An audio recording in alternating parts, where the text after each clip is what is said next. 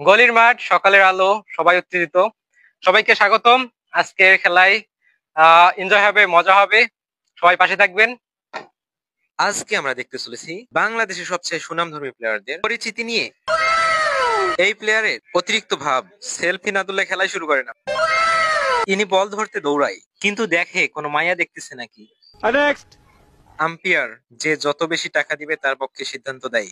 ইনি হচ্ছে আজকের খেলার কিপার। বল ধরতে না পেরে নানান অজুহাত। প্যারি সমাজ গই। ইনি হচ্ছেন আজকের বিশ্ব সেরা বলার।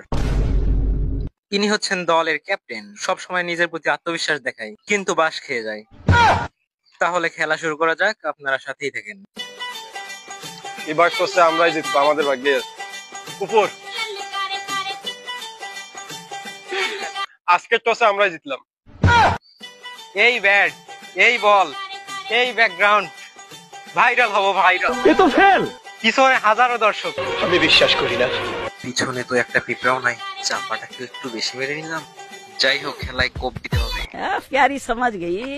আমাকে একটু ভাব দেখাইতে হবে, না হলে সবাই খারাপ প্লেয়ার বলবে।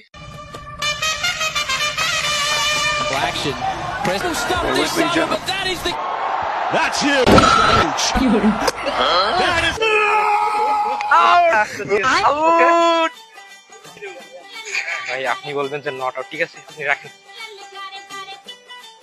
Not out, not out, no ball ছিল।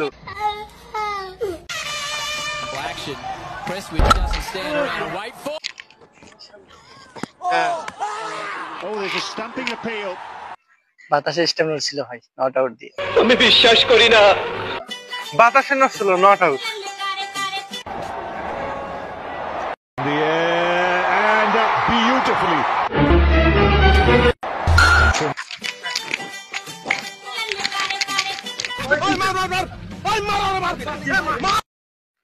এই থামো থামো থামো, এই থামো থামো থামো থামো থামো। কি হয়েছে?